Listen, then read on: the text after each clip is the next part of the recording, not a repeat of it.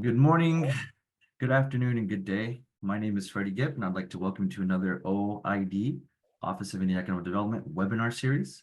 This one featuring tribal tourism, turning visions into reality, from business planning to implementation, presented by the Office of Indian Economic Development in collaboration with the American Indian Alaska Native Tourism Association.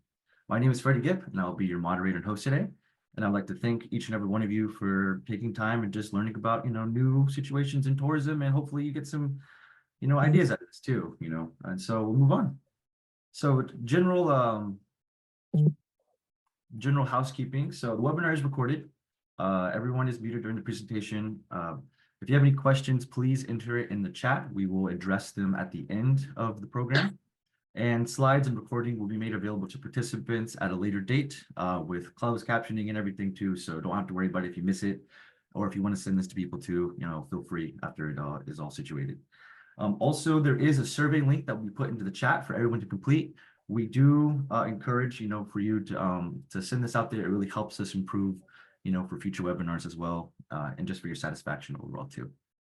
So moving forward, I would like to present another guest with us, Mr. Dennis Wilson from OIED, who will introduce the Office of Indian Economic Development. Thanks, Freddie. Good morning, everybody, or good afternoon, depending on where you're at. My name is Dennis Wilson. Typically, this kind of overview is done by Denise Litz, our director, but unfortunately, she's not available. I think she's traveling at the moment. So I was teasing her that I could almost do her whole introduction, however many webinars and presentations we've been on.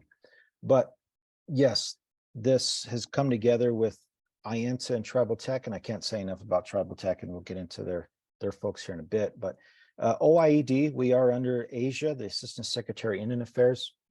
Our director is Anna LeBeau. She's from the Omaha tribe. So if you think about us, we could split this in half. The other half is the Division of Capital Investment. They do guaranteed loans and insured loans. So please look into that if that's something that fits your bill. But our half, the Division of Economic Development, our director is Denise Litz. She's been with us since 2001, early 2001, moving forward. So our half of OIED, Division of Capital Investment, we could further break that down into two halves. We have the Economic Development Specialist team and the Grants Management team. And we'll quickly look at the Economic Development Specialist zones, not to be confused with BIA regions. So if you see there in the green, that's managed by Mr. Jim Henry. The red is managed by Janelle Green, including Alaska, and then the Eastern Zone with Rebecca Horsechief. So please contact them if you're in those zones for any other, anything that you need as far as economic development, and they'll be glad to help. Moving forward, our team, the Grants Management team, so far we have two of us, myself, Dennis Wilson. I'm remote located in Albuquerque, New Mexico. I'm from Taos Pueblo, and I facilitate, manage, and oversee all 5 of our grant programs. I pitch in here and there for other things. Elizabeth Callahan started with us last year. She's located in Oklahoma, Alaska. And she kind of covers everything else, if you can believe it. She helps us with grants, and she does a plethora of other things with OIED in general.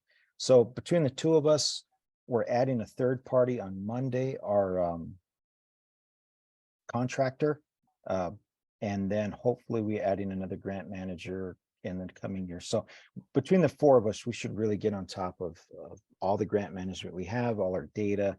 And if you have any questions on these grants, please let us know. We're going to only offer one this fiscal year, which is the tourism grant, and I'll jump in later to speak on that. But otherwise, please let us know and contact us if need be. Moving forward, my last slide, we'll do a quick introduction of Tribal Tech. Dr. Priscilla Belisle, Dr. Uolani Koryokman, Dr. Kayla LaChance, and Mr. Freddie Gipp. They've been phenomenal. I've been working with them this year from our grantee meeting going forward. They've been phenomenal. So please contact them if need be. And moving forward, take it away. Thank you, Dennis. So in collaboration with today's webinar, we are working with the American Indian Alaska Native Tourism Association. And speaking on that will be Hannah Peterson. And so Hannah, take it away. first, I want to welcome everyone to the webinar and thank you for joining today, and also start with an apology. Our board member, Ms. Kate Anderson, our board secretary and board member representative from Southern California region, unfortunately last minute was not able to attend. So I'm just jumping in to say hello and introduce us just a little bit.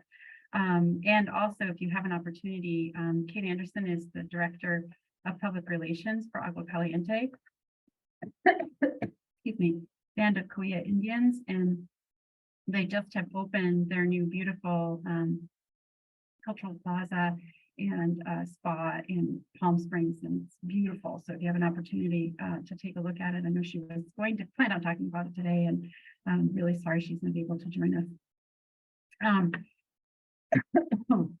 And hopefully she's not contagious. Maybe I'm not. At any rate, I did want to introduce IANTA. We were founded in 1998, established by tribes for tribes to address inequities in the tourism system.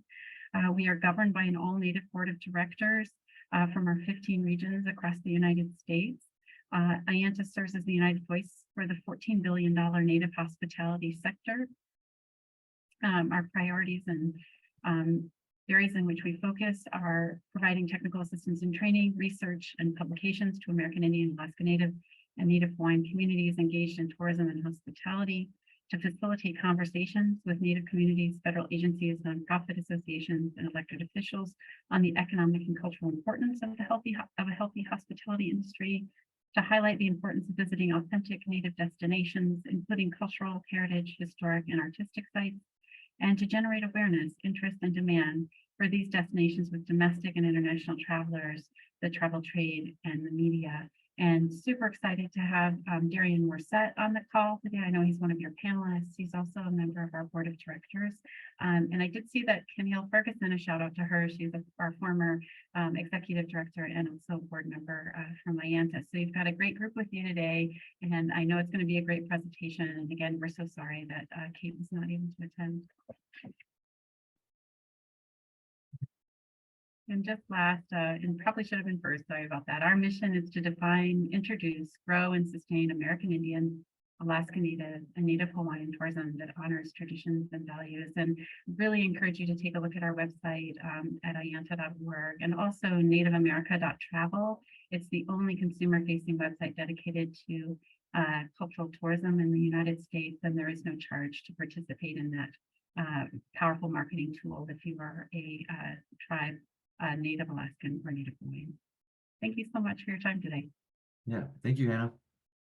So the purpose of today's webinar is to seek to provide practical steps for implementing tribal tourism, business plans, including effectively transitioning tribal tourism concepts into actionable plans, strategies to ensure sustainability and cultural preservation, insights from tribal tourism ventures.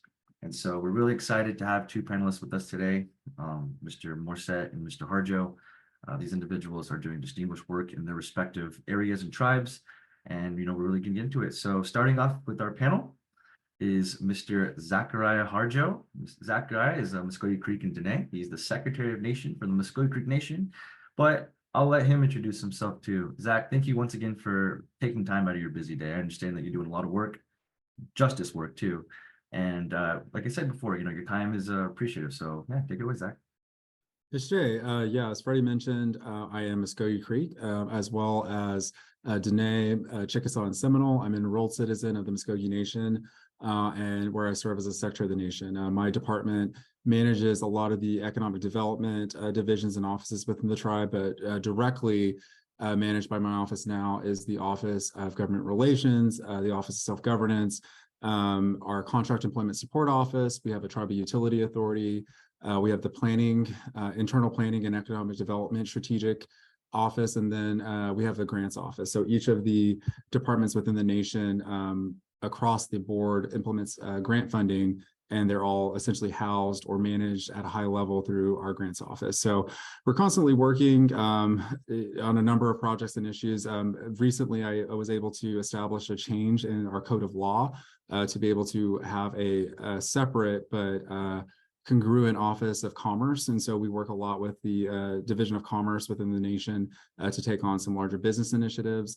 And I formally manage all of them as a Secretary of the Nation and Commerce. And the Commerce side manages the tribal tourism division as well as recreation. We have some small businesses that the nation owns and operates, including a golf course and a few other items as well. But while I still have a hand in the ongoing management of those offices, I'm no longer directly over them. And instead, I play more of a kind of collaborative role as a Secretary of the Nation and no longer the Secretary of the Nation in Commerce. So it's been an ongoing process, and we're really excited where the nation's at in terms of progress, and especially after the McGirt ruling and establishing a very firm economic base within our reservation, and as well as externally outside of the reservation, and trying to make a more kind of regional and national impact the way that a lot of our peer tribes have done successfully at the Chickasaw Nation, the Choctaw Nation, and to a lesser extent, the Cherokee Nation. But in general, we're really excited to be participating in this. And we've done some, I'll say, both historic partnerships, but there are a number of things that we're working on the tourism front that I think would really kind of shake the ground that we all have operated off of, and within Indian country, particularly because within the nation's reservation, we have the city of Tulsa, and that has offered a number of opportunities that just weren't possible 15, 20 years ago without the introduction of gaming revenue, as well as some other successful business initiatives that the nation has undergone in that time. We're a much more viable partner, I believe, in our region for tourism, as well as economic and cultural tourism that we directly benefit in the form of gaming. But there's so much beyond that that we're excited to really open the door to and move towards as we develop our economy here at the nation, and also try to open doors for other tribes beyond just ourselves. So with that being said, I'll turn it over to the next panelist. And yeah, I look forward to participating today. Thank you. All right, thank you, Zach. So the next panelist will be Mr. Morset. Darren Morset, he's from the 3 affiliated tribes, and he's the Executive Director for the Mandan Rikrot Nation and Tourism. So Mr. Morset, the floor is yours. All right, thank you, Freddie and Zachariah. That's very impressive. Very good. And yes, I'm the Mandan Hidatsa Rikrot Tourism Director, and I'm also the President for North Dakota Native Tourism Alliance. And that's all 5 tribes within North Dakota working together in collaboration to develop tourism in on each reservation. And we also partner with AYANTA. I'm on the AYANTA board in Rocky Mountain region. And we also partner with our state tourism department. So those are our 2 main people we collaborate. Also, we started with George Washington University. So this is where the whole concept of the North Dakota Tourism Alliance came to be, and came through a grant through Turtle Mountain P2P grant. So then we just moved on from there. But yeah, we started from scratch, ground level, and we've came a long way in our development, and we were able to secure a Bush Foundation grant and First Nations grant and get some legal advice from a legal department, which really, really helped us out. So we are moving forward on that, and I'll just leave it there. Thank you. Thank you, Mr. Morset. So as we go into now, we have 3 questions for the panelists. Take your time when answering this. We have plenty of it, but if you have any questions from the audience, please put it in the chat and then we'll address it later. So moving forward on to the next question. So I guess we'll start with Zach first. Question number 1 is, how did your tribal tourism initiative strategically bridge the gap between the business plan stage and the actual implementation phase? This doesn't have to pertain to one particular thing. If you have a portfolio of it, share what's more relevant to. So in regards to that. Sure. We are keenly positioned, as I mentioned before, in the city of Tulsa. We both have a riverfront property on the Tulsa side of the Arkansas River, as well as the Jinx side. From the outside perspective, it is all the same city, but internally, they are 2 different municipal bodies. The city of Tulsa is the much larger body, and the city of Jinx is a smaller one. But the tribe, of course, encompasses both cities. And so to that end, we essentially had to empower ourselves economically before we could really sort of realize a lot of the business opportunities and potentials that do come with being in an urban area. And so one of the ways that tourism really helped us is the establishment of kind of a hallmark tourism and recreation facility in our River Spirit Casino Resort here in Tulsa.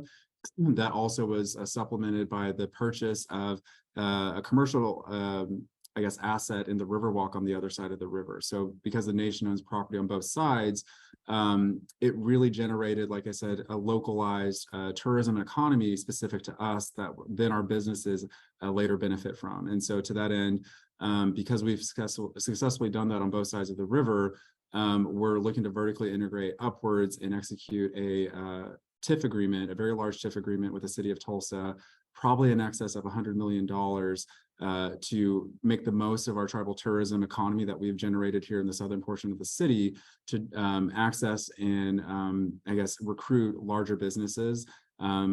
Within 2 miles of our casino resort, there's being established a very large outdoor outlet mall space. And we know that, you know, as opposed to compete with them, if we set up the right environment through our tourism and the economy that we drive that way, it can really drive and develop business for everyone, and not just for ourselves, but all of our partners that we value, both on the municipal side as well as, you know, just the private industry side. And to that end, we've kind of utilized tribal tourism and the economy that we drive in southern Tulsa to kind of bolster all of the other governmental efforts that we have within the city. Both on the health side, we purchased a hospital in southern Tulsa with the means of it being open to the general public and offering cancer treatment, the first of its kind within our health system that is in part derived from IHS funding as well as our own governmental revenue. So those are kind of the bigger picture things that we've, like, through our tourism and our economic success there, we've been able to kind of expand the horizons on what's possible within our portion of the city. And then the business planning stage, I mean, it's, you know, our economic base and the cultural tourism that we utilize, both in terms of our gaming as well as the nation implements one of the largest cultural events, the Muskogee Nation Festival, every year. It's attended by roughly 100,000 people in a small city just south of Tulsa. We use those type of events as kind of flashpoints to really drive not only just the local economy, but nationally. We have a lot of citizens throughout, we have citizens in every state, but we also have partners, you know, throughout the contiguous United States and beyond. And so we use a lot of those kind of flashpoint moments, whether it be key cultural events that occur at River Spirit, our gaming facility, or our own Muskogee Nation Festival, to really bring in those kind of outside eyes to see if they have any suggestions or potential for business opportunities and collaboration that they could bring to the nation from outside. And one of the biggest things that we're really working on is bringing the unknown into the reservation. I mean, the city of Tulsa is well established, our economies here are well established, but what is missing in the current markets that is not being, what needs are being unfulfilled. And so that's where our tribal tourism really helps bridge the gaps, because we do bring in those international and national and other localized people that do not live in our region. And, you know, what are we doing with their time and their money once they arrive at our portion of the city or arrive in our key economic areas? And so tribal tourism has been of the utmost importance, and I think that most of the Oklahoma tribes would absolutely be remiss to not mention that our wild success in gaming since 2004 has really opened up the doors for us to move forward for all business ventures outside of gaming. And but gaming in and of itself is a form of tribal tourism, especially in a state like Oklahoma, where we have a model tribal compact that allows specifically the tribes and no one else to access that kind of business portfolio. But tribal tourism is truly the foundation of all the other business opportunities that the nation has been able to participate in historically, as well as it's going to be the foundation moving forward, unless and until the federal government clarifies tribes' abilities to implement their own taxation with or without consideration of state governments and the preemption of state law within tribes' respective territories. So unless and until that's cleared up, unfortunately, tribes will continue to need to be effective business people and business operators. And our most kind of natural front in that space is tourism. And we, to a great degree, have leveraged our tribal tourism to bridge the gap, so to speak, between just business development, planning, and recruitment as well as just providing the firm base of the number of people that would benefit from any new business partnerships that we bring into the region. So I hope I've answered that thoroughly enough, but of course there are many moving parts, and if there's questions beyond that, I'm more than happy to field those. Thank you. Yeah, that was a whole crash course right there. So, so Mr. Sorry if I Morset, speak quick too. I went to law school, sadly, so. it's totally fine. Don't apologize for that. So yeah, Mr. Morset, moving on to you. We're interested to hear, what's going on in North Dakota. Okay, how did your tribal tourism initiative strategically bridge the gap between the business plan and strategic or the stage?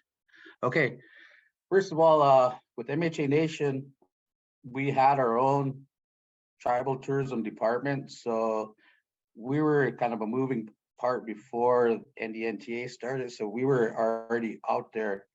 We're all in rural communities, each of our 5 reservations, we're close to cities.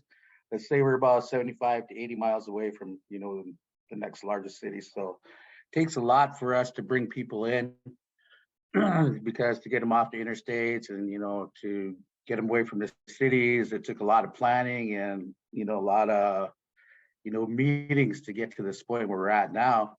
But so we were kind of a model for them to start because we started, getting out there marketing at these big trade shows, local trade shows, we're out there quite a bit and we've marketed internationally also.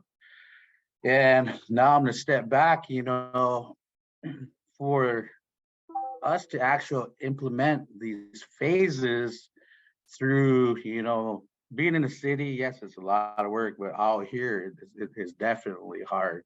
But it's getting done, believe me. So when we started, with the business plan, yeah, okay, but we started with a tourism assessment plan. That's where we started moving, all the tribes start moving forward once they understood, the existing potential of attractions, market demand, supporting infrastructure and services, overall competitiveness and, social, cultural, economic considerations and environmental biodiversity considerations, So we did that with George Washington, that was the first step, We did the market research, the local cultural heritage and history. We brought all of that because everything that was pretty much written in a book, we want to change that into our own story. And also with that, I'm going to read the mission statement for NDNTA. The mission statement of NDNTA is to preserve, protect, promote, and educate the world about the culture, history, and environment of our sovereign nations. NDNTA will promote and educate through sustainable tourism while developing economic, social, and cultural opportunities for people and nations.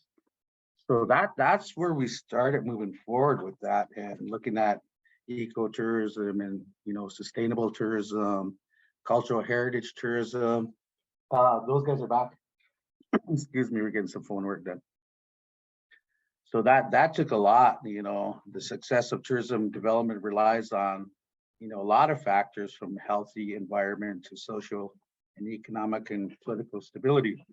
So, for us to bring, to develop this and bring people in, we had to educate, the communities around us, even our local communities and our tribal, government that tourism, has changed a lot. It's not just everybody's coming and it's a free for all, there's rules and there's regulations that we've developed. So from the business plan to the tourism, that plan, all the logistics that come into play with that, the assessment, was crucial for us because I said a lot of the tribes did not have this department set up yet. So as we're moving forward now, we have our booking platform, our website's up, we've been out there marketing and the economy is starting to change, as we're, educating the cities and, locally, regionally, and nationally, that we're getting a more of an influx of people in here now. So that was the biggest test for us, to do this, and getting, working with our partners. You know, it's huge. We have like over 50 partners, advisors that we can go to, that wasn't there before. But we bridged that gap, and we even went, to the legislators and, lobbied for, money from the state, which got shot down. But we kept moving forward. And each year we started this in 2016, and we have our board now. And we were a working board at one point. Now we're a governing board. With the help of the grant again, we were able to hire an executive director and a marketing coordinator, which takes the workload off of us, because that's a lot of work doing what we're doing and what they're doing. So Yeah, I appreciate that. It's really nice to see the contrast from what you have to work with in the rural setting, and then from Zach's perspective on being in the urban setting too. So it's really cool to see those both compare, and parallel each other in that situation. So moving forward on the second question, Mr. Morset, we're going to have you, since you're all warmed up.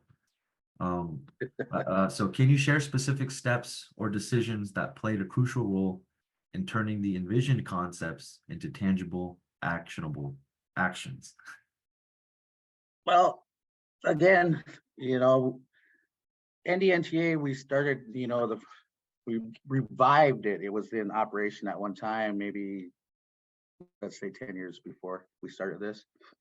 Then we held our first ever North Dakota Native Tourism Summit. Then we did outcomes assessments on existing new tourism products. We did fam tours, in the tribal communities. We presented to our United Tribes Tribal Leaders Board for the first time, so let them know what we're doing. We've created bylaws and a strategic plan, for NDNTA. And we also did board governance training for a nonprofit, so there was a lot of steps that came into developing this. And some of I took the cultural heritage certificate from George Washington University through AANTA also, and there's like 3 of us on a board that have that. And we develop our NDNTA budget work plan. We have a 12-month work plan, and we developed a 5-year work plan. And what else? We have, our new our NDNTA executive director. We created Native American cultural tours, so that's part of our booking platform also. So there's a lot of things that we've done, and we've tested our cultural tours. We've had journalists come up here. We've done tours with after International Roundup with Rocky Mountain International. We've had tour operators come up here, and we do fam tours. So we're getting there. We're getting to that point where, yes, we are a viable, tourism department. Great. So thank you, Mr. Morset. So moving forward for Zach, can you share specific steps or decisions that played a crucial role in turning the vision concepts into tangible, actionable actions? I like that, how it has 2 word plays. Sure. We identified, so I'm a big fan of enumerating both the existing, I guess, details to whatever it is you're working on, whatever project it is you're working on, knowing what your actual base is, whether that's economically or in terms of staff support, or project management, the projects that you manage that are recurring. And so for us, when we started looking at how to make sustained, tangible, and actionable plans that we can revert back to and see what progress has been made, we identified exactly how much we were spending per year on tourism and cultural tourism related initiatives outside of gaming. And of course, the biggest one that we see annually year to year is the foot traffic, as well as all the events leading up to, after, and amid everything leading up to, during, and after our Muskogee Nation Festival. The budget for that event is in excess of millions of dollars, but finding out exactly where the budget breakdown was, and then actually what that translated to in terms of sales, foot traffic, hotel reservations, the local economy, how it was impacted, what do we see in increases in foods and sales and beverages during that weekend, or the weeks leading up to it and the weeks after it. All of those things we put names and numbers to. to see where we were missing out on opportunities to turn those people and all that foot traffic into more tangible revenue, as well as governmental, I guess, opportunities to provide both services or to expand the public knowledge and awareness of everything that the Muskogee Nation does, both on a citizenship level, but also on a community level for those that are non-tribal. And so, like I said, enumerating exactly what our impact was, what we were spending, and exactly what we were doing pre-development was of the utmost importance. And to that end, we found that, of course, we had a much larger footprint in terms of the foot traffic that the region sees when we host cultural events, as well as where we're missing out on opportunities to capture that local economy and turn it into a more sustainable and replicable practice year after year, event after event. And so what that translated to was a focus on the localized economy. When we do bring in additional people that do not live there,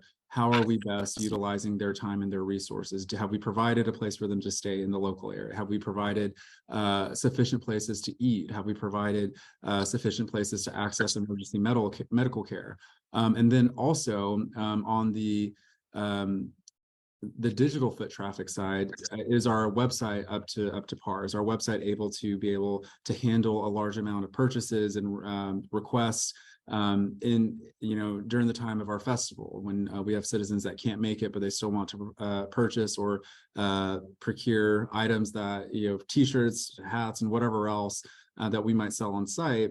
Do they have a way to access that virtually? And so the two areas that we really focused on after getting all the numbers back in terms of our economic impact, as well as what we actually spend year after year on a large cultural and tourism events, was that we determined that we need to have an online presence, whether that be both a store as well as a website that citizens could click on and find out all the cultural events that are planned throughout the year, as well as integrate that with all of our programmatic and governmental services and functions and events and activities that we host throughout the year. So we're in the process of revamping our tourism website so that's more interactive, as well as the calendar being updated to the best of our ability, and to that end, providing a way for citizens, and not just citizens, but everyone, of course, the general public, being able to access some of the goods and services, as well as products that are sold at those events, particularly at the Muskogee Nation Festival. So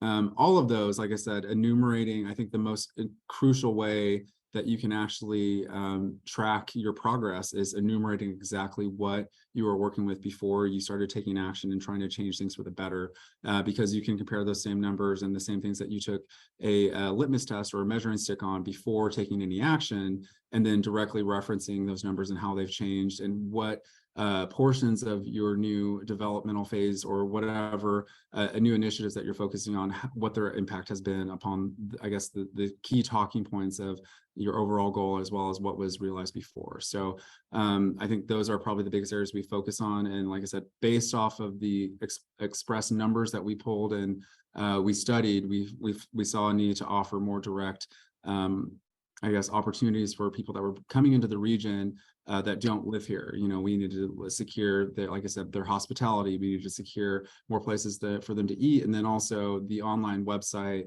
having an accurate calendar, as well as an e-commerce function so that people could procure goods and services year round, or if they can't make it in person, that they still have a way to be able to purchase items that they wish. So those were some of the immediate areas, but again, big fan of enumerating the actual details and numbers that you're working with now, and then how you want them to change. If you're not working with the actual numbers, then it is truly just a concept. It's not something that you can actually envision and then plan to make progress on if you're not even clear what the picture looks like from ground zero. All right, thank you, Zach. It's really insightful. So we'll stick with you on question 3. Let's go to question 3. So what unexpected obstacles did your team encounter during the implementation, and how did you navigate these challenges to achieve the envisioned success? This can be from one event to many, you name it. If you're in the process right now, I understand that you're kind of going through a situation with the city at the moment too, and that you can kind of brush up on that and how that infringes on tourism as well. But yeah, feel free to discuss whatever you need. Well, So I guess I'll focus on the things that we've encountered specific to our Muskogee Nation Festival, as well as the website, some of the key things that we're looking to implement within the next 6 to 8 months before our next Muskogee Nation Festival. Again, going back to the foot traffic that we draw into the region, while it's very significant and while the nation has resources to begin addressing a lot of the issues, the issue of providing appropriate, what do you call it, hospitality in the forms of hotels, as well as maybe a RV park or things like that.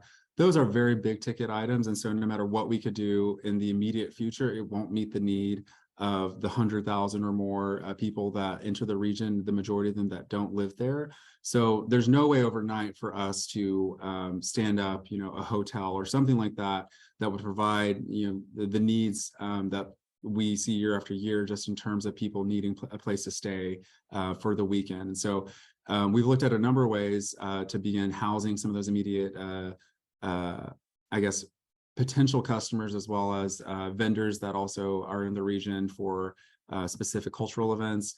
And to that end, like one of the solutions might be, the nation has a significant property, and we might move forward with an RV park in the next 6 months. And that's one way. But I mean, again, anytime that we're looking at the bigger picture, there's almost certainly a need that outpaces our ability or our resources to resolve it right away. And so it's just about being strategic about what the overall goal is. And, if the end goal is to truly be self-sufficient wherever within the reservation that we choose to have these events, then it starts with, again, enumerating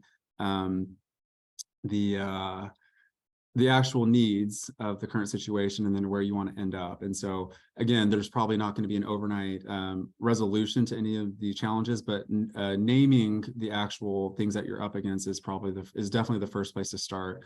The other thing that we ran into is really kind of an issue of the modern era, is when we've actually gone to implement any sort of website that has an e-commerce function.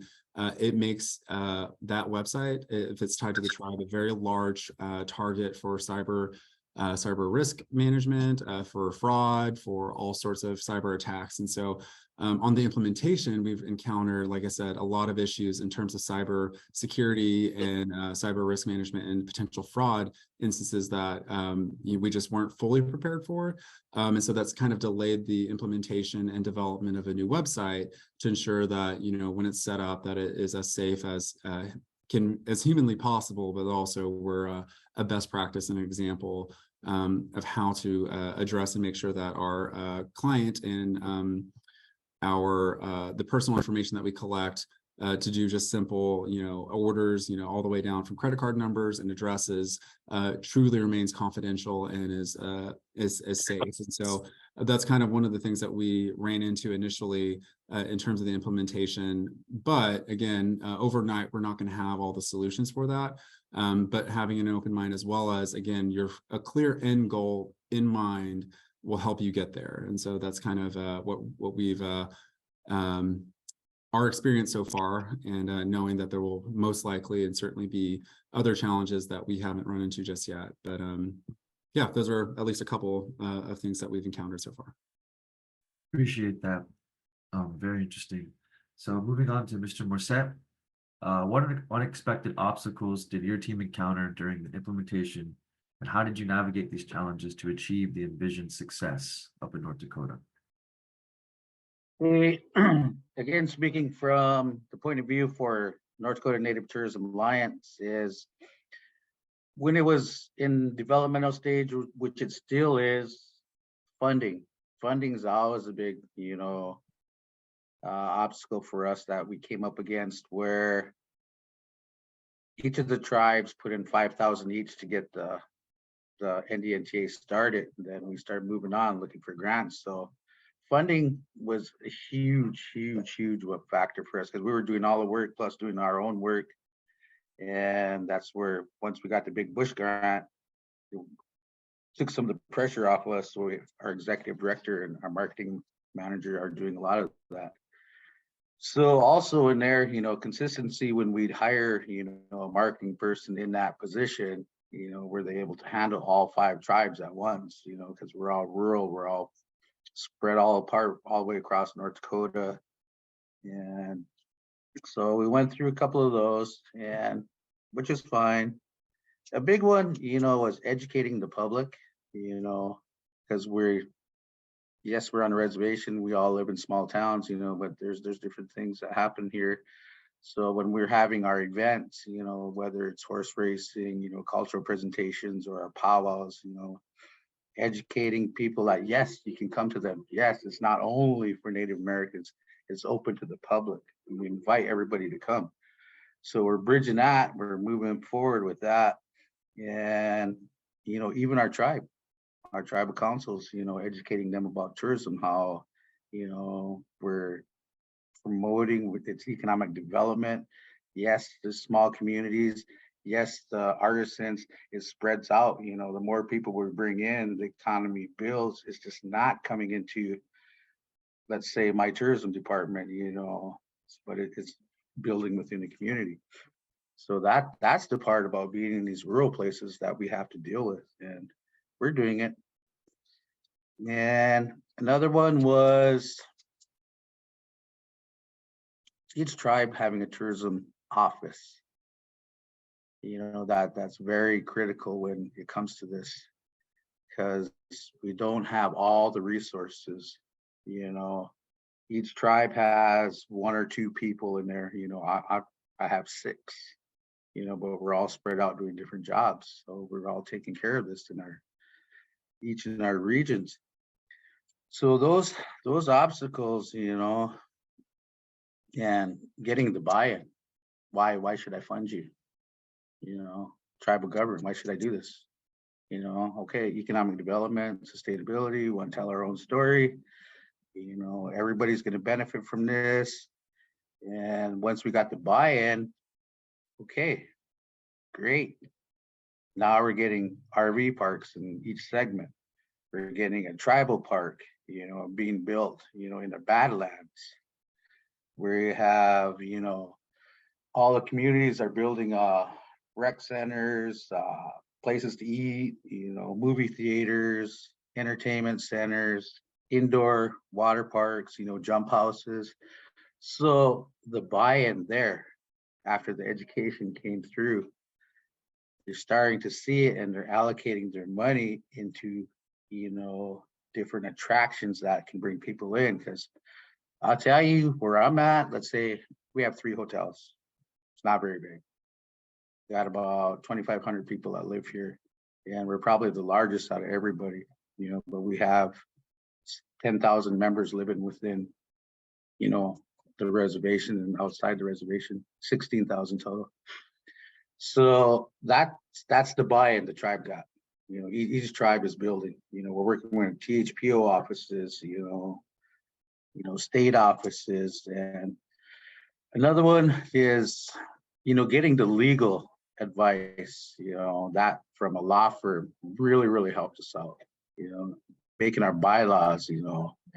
That was, wasn't easy. We revised them a lot, to get to the point where we're at. And the board training that we got from, George Washington University, a few other people in there are partners, and that it's been a good road. Okay, guys. So that's where we really come from, from the ground level up to where we're at, and navigating these challenges wasn't always easy. That's for sure, because we're a small board, and there's 6 of us on there, and we're developing this whole organization. So funding and, making the time to do everything is critical for us. Yeah, definitely. I personally am a big fan of your office. I really like what you guys do with cultural tourism, emphasizing the importance of powwows. Powwows are a really big driving economic factor, and I really see now since you guys been doing that, it's boomed, and especially with what you guys do with the Earth Lodge too, with those specials as well. So it's being creative too, which is really nice, and working with what you got, because it kind of seems like you were thrown in the fire, but you kind of came out chiseled. You know what I mean? So, but yeah. So moving forward, thank you, Mr. Morset. Moving forward, we're going to bring back Dennis Wilson. He's going to briefly talk about the Tribal Tourism Grant Program And then right after that, we'll get into question and answers for Mr. Harjo and Mr. Morset.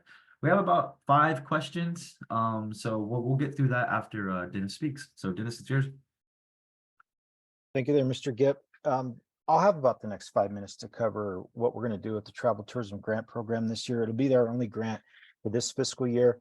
And hopefully we kind of thread in a lot of what Mr. Morris said, Mr. Harjo talked about. Rebecca and I just came back from the Providers Conference in Anchorage, and a lot of the same hurdles resonate across the country, across the regions, across the zones. Obviously, there's some unique to others, and then some that we all have in common, but hopefully our funding, we try to tailor it so, number one, it's easy to apply for. It is a competitive discretionary grant program. So, there is that component, good or bad, depending on how you want to look at it. But we want to offer the right product that is in the need now. What we won't have in this grant, and I'll kind of go through this here in a bit, is it will not have a business implementation component. It is going to still stay towards developing a business plan or getting a feasibility study completed. So the authority that we have for this grant is it's under the Native Act. The eligible applicants are Indian tribes and tribal organizations per Section 4 of the ISDEAA, including tribal consortia.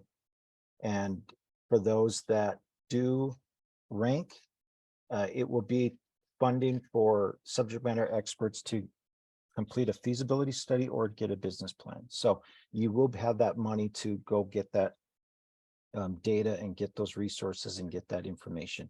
Now, I feel that a feasibility study, good or bad, is phenomenal for some tribes. That money is focused so that you can see if it's feasible.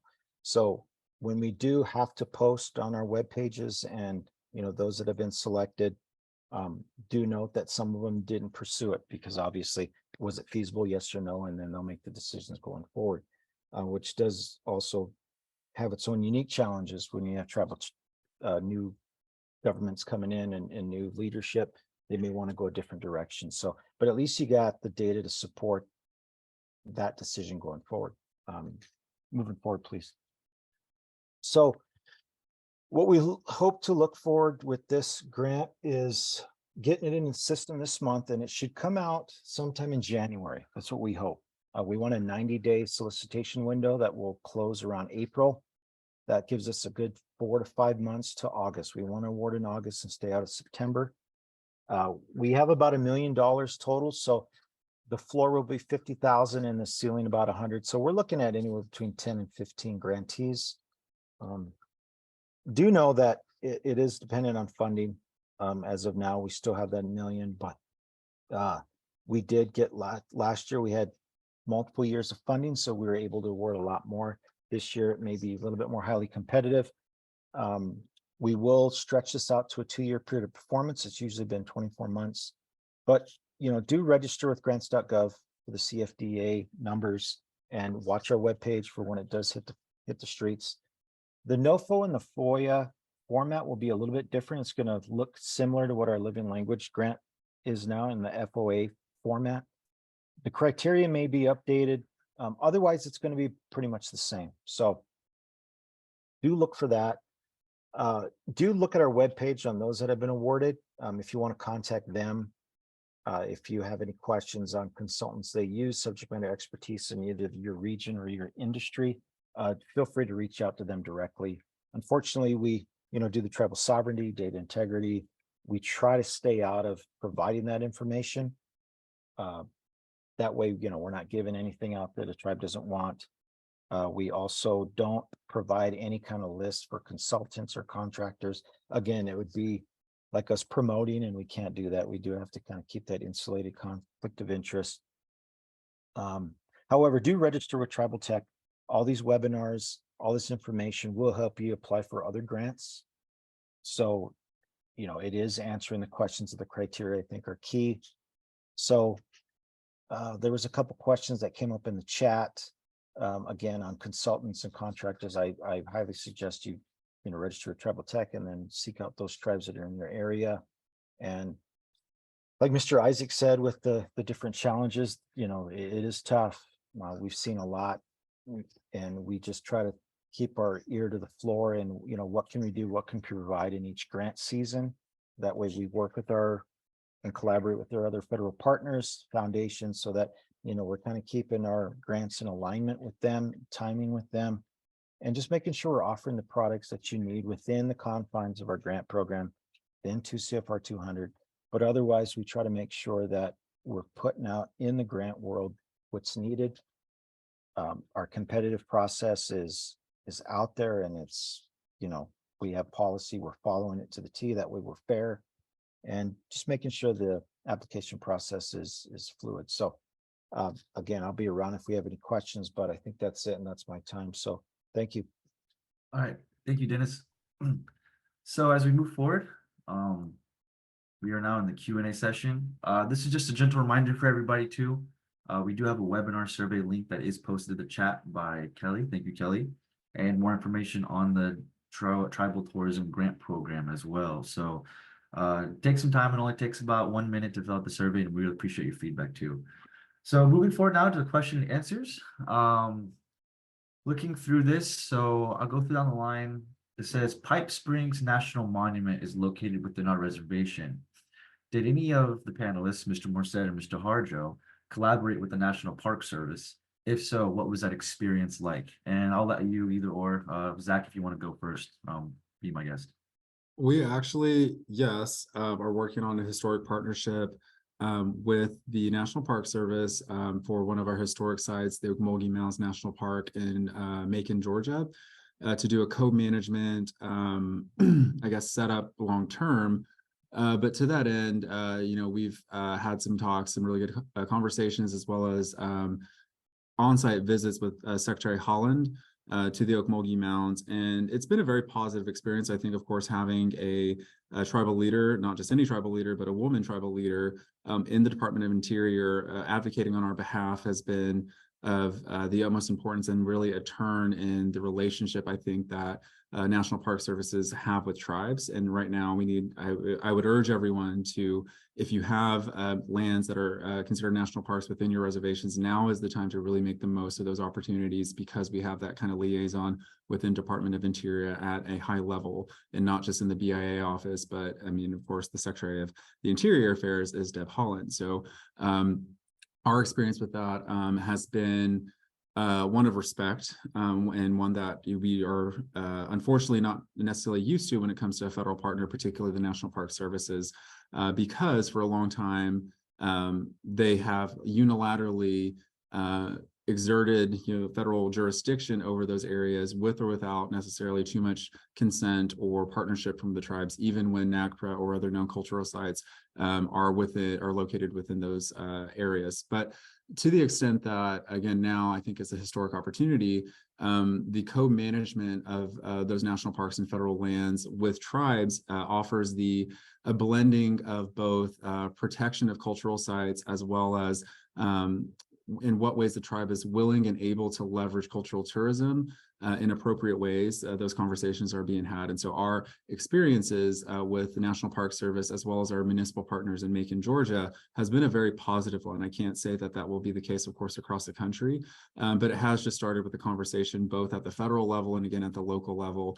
And what we've been able to do in Macon, Georgia, is put large tracts of land in trust on behalf of the nation and in co-management with the National Park Service, with the intention that those lands have a very limited commercial use, and especially for the protection of their cultural heritage, the potential use of them, like I said, in terms of a commercial aspect, would be limited to the nation creating whatever, I guess, business opportunities would exist, whether that be in cultural trainings or cultural I guess, tours of certain significant sites, We're really at the beginning stages of that, so I can't speak to necessarily a wild success in terms of co-management of national park lands between the federal government and tribes.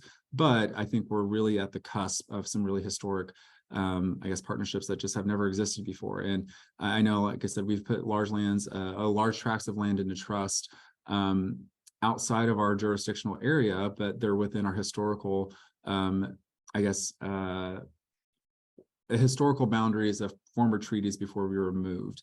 And so moving forward, I know that the integrity or maintaining the integrity of those lands for their historical purposes is at the fore. But to what end can we establish a cultural tourism site that could be it could be a museum, it could be a gift shop, it could be a center for culturally informed artists that are citizens of the nation or citizens of sister tribes in that region. It might be providing them a space for them to sell their culturally relevant goods, services, and activities in that arena. So I think right now there's either very limited or there aren't really any wild success stories in partnership with the National Park Service, but I think we're right at the cusp of doing some historic things. So I'd encourage every tribe, particularly the one that mentioned it in the chat, to kind of initiate those conversations with the National Park Service, because we got an Indian woman in office, so we might as well make the most of it. Yeah, and it's our land too. So, Exactly. So Mr. Morissette, going to you. I know you mentioned something about the Badlands. I don't know if that's a national park. No, It is. we're not. It's we're working with the National Forest Service and Park Service to develop this. It's a tribal park, Okay. is what it is. Yeah, we don't have a national park. Closest one to us is Medora, Theodore Roosevelt National Park. That's a whole nother ball of wax. I don't even bother with that. Other than that, from what we're doing at our point, yeah, our park's coming along good, and don't have any other tracks that we're going after right now. So right now, mine's pretty basic on that point. So while I have you here, Mr. Morissette, we have a question from the audience that says, what opportunities do you have for tribal artisans beyond them attending big events? So I would say minus powwows, another thing too. What kind of, I guess, representative actions do you have? Do you have ambassador programs? I know a lot of tribes send dancers and cultural exchanges and envoys over. But can you touch base on what the 3 affiliate tribes are doing in regards to that? Well, for our artisans, we do have a dance group that goes around. We've Native American Month, we were at the Heritage Center in Bismarck, North Dakota, our capital. So we performed there in front of the schools. We had speakers and dancers. We had food. And right now, our local college, Nuete Hidatsa Sanis College, has a cultural, let's say cultural class. I don't know the correct name for it, but cultural Native American Studies program, which is a 4-year program there. And right now, I think all the other 5 tribes in North Dakota also have that going on also. So that's growing. And yeah, that's, we're moving forward. We're not at that big level yet, but it's definitely going to get there, believe me. Nice. On our side, I would say, I know this is a capacity thing for most tribes, including us, especially us, I think. We have a lot of citizens that have artisan-based business practices, and overnight we cannot create the space that is necessary for them. But where we have taken initiative is utilizing ARPA funding or other federal funds to be able to create spaces for our citizens who are primarily artisans or primarily have a culturally relevant business practice. We try to open space and are in the process of creating several kind of government offices, or not necessarily government offices, but properties that the nation owns specifically for those purposes, and integrating them into some of our infrastructure projects. Like, for instance, the Muskogee Nation, despite Tulsa being within our reservation, we're actually based out of Okmulgee, Oklahoma, which is a small town about 20-30 minutes south of Tulsa. And most of our governmental offices are there, but what we've been able to do, one of the planning and implementation of a new, I guess, visitor center / governmental office that will welcome people into the town of Okmulgee is to mobilize both ARPA and other federal funds, such as ICDBG funding, to provide, like I said, a space for them or for citizens to be able to access year-round and sell their goods and services.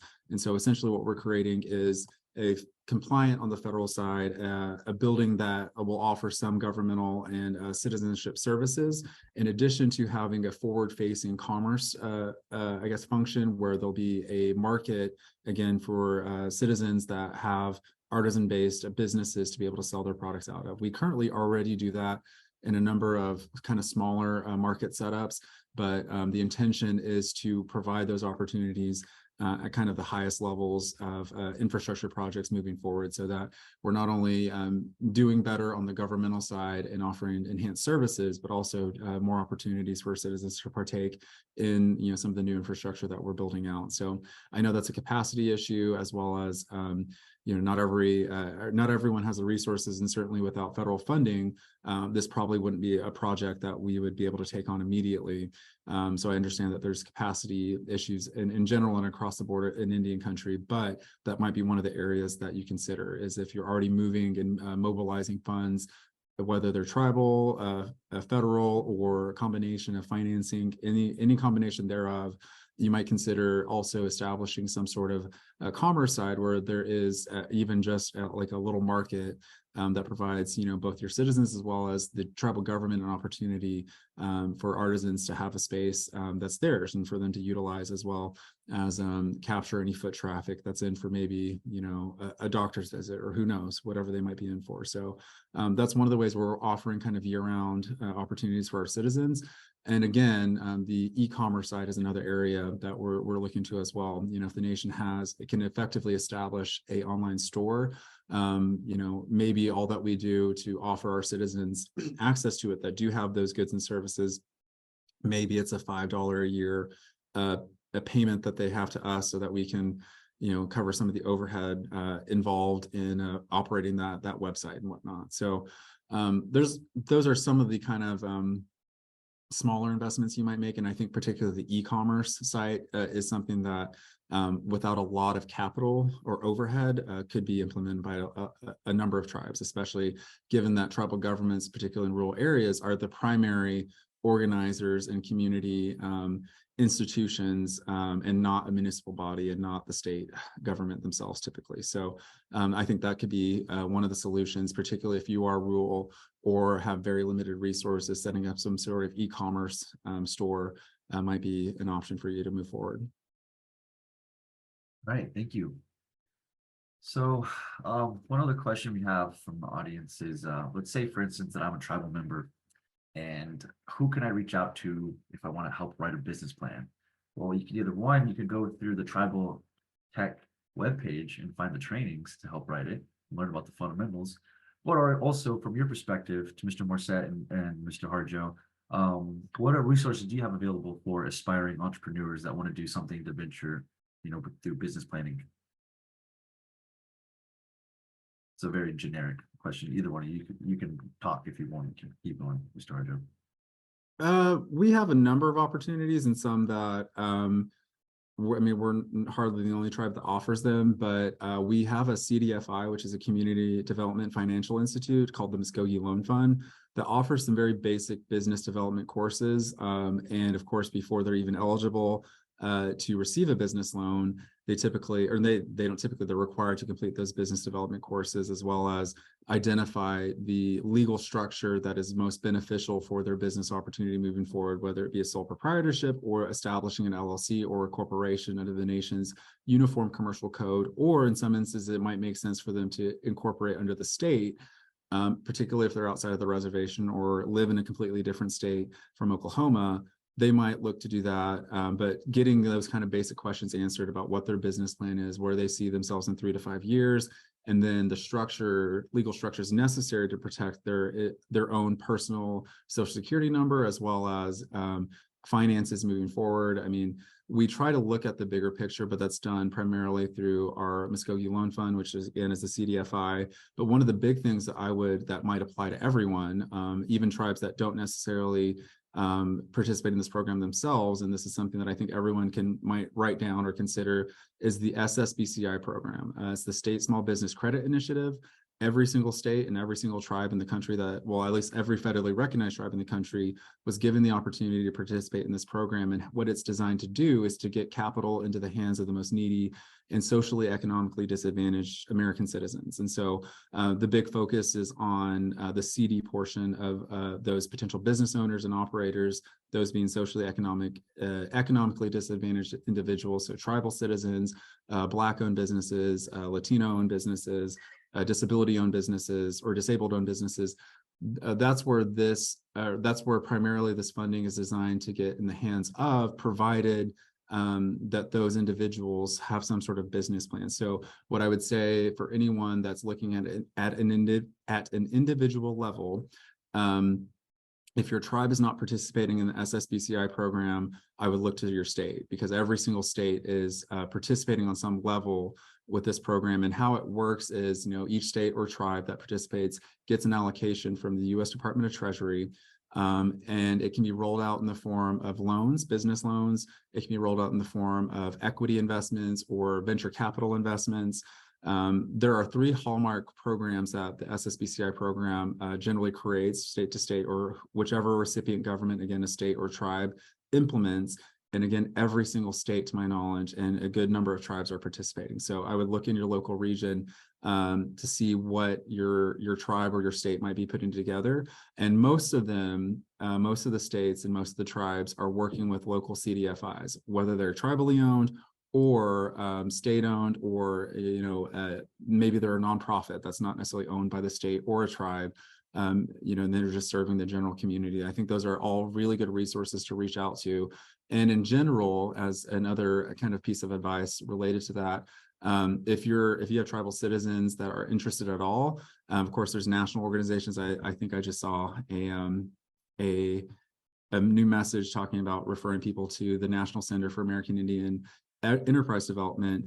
They're an absolutely awesome resource at a national level, but more locally, if you need some more kind of specialized help, I would look up the CDFIs in your region, because there's CDFIs across the country, and they're going to have the most in-depth market analysis based on your region. And so, as well as, I guess, localized potentials for resources that a national organization like NCAIED may not have access to, or even, like I said, your local tribal governments or state governments or whoever is kind of organizing those opportunities in your region.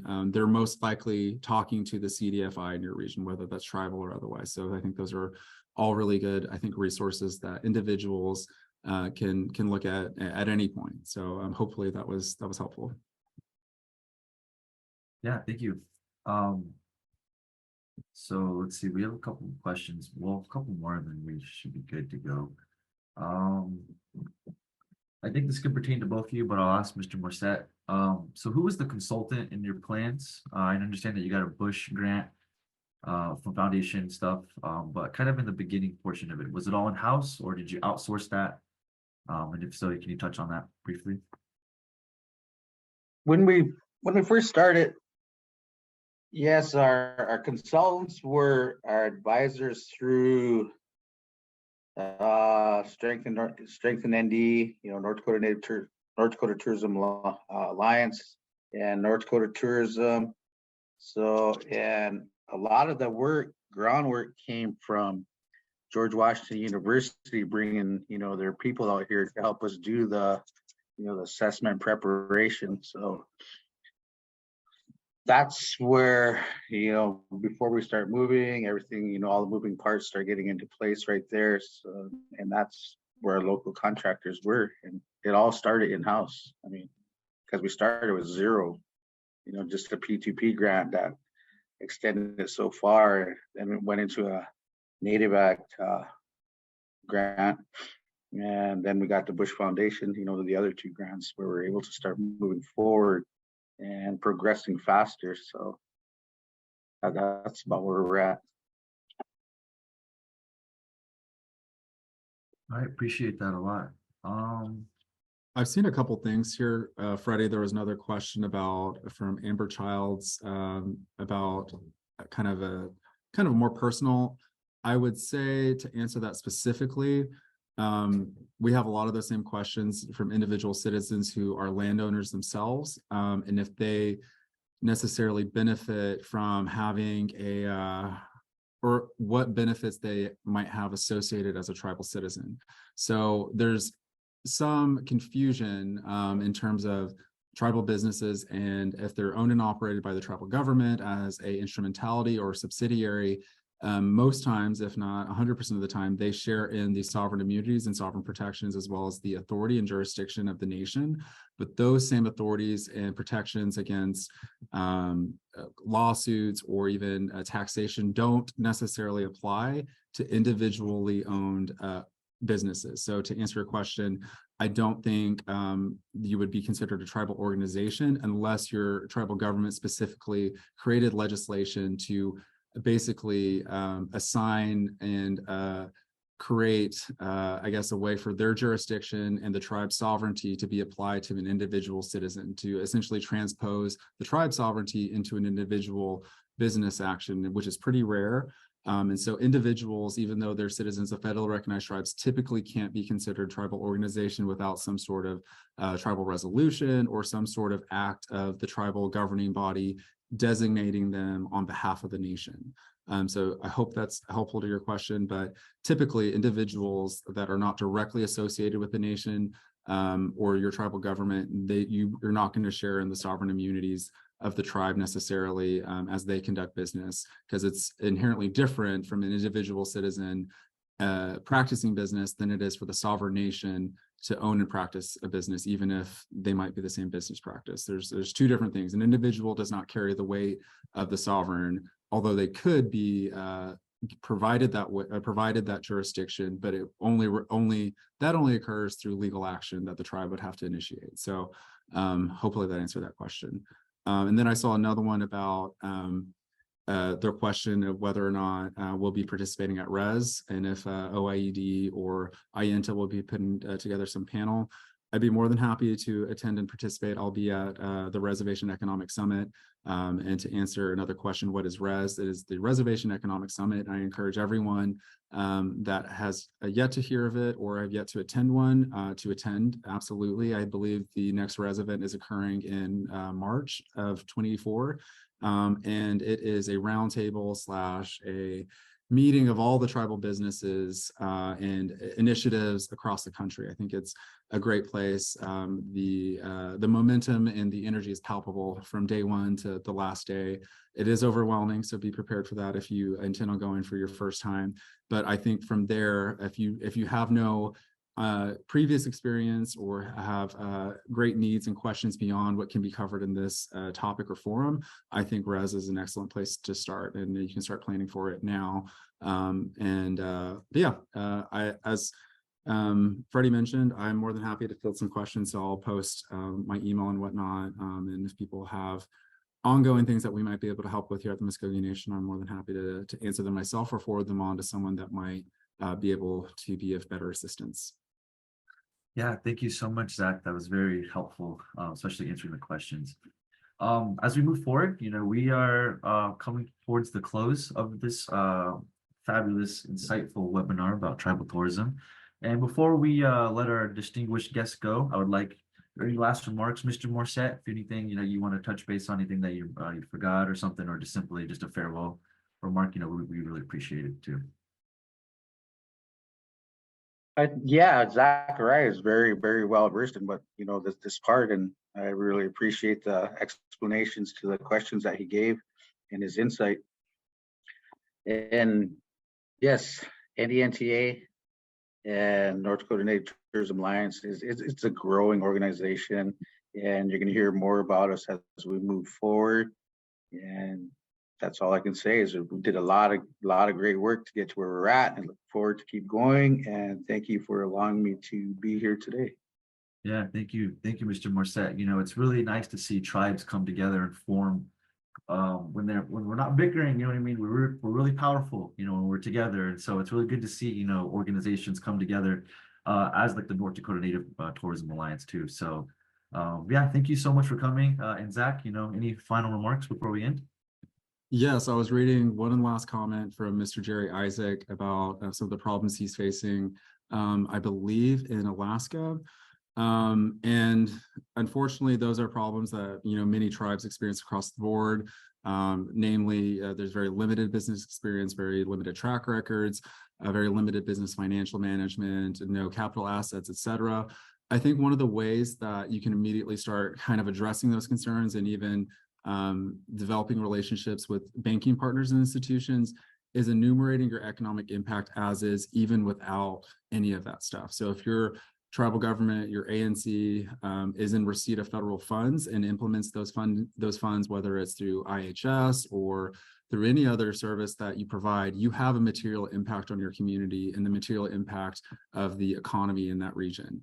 And even if it's just finding out the total amount of your federal funding that you receive and what you implement in the community, that has a material impact, again, on that local region economy. And so from there, if say, I mean, I don't know what your ANC or your tribe is in receipt of in terms of federal funding, but say it's $1 million.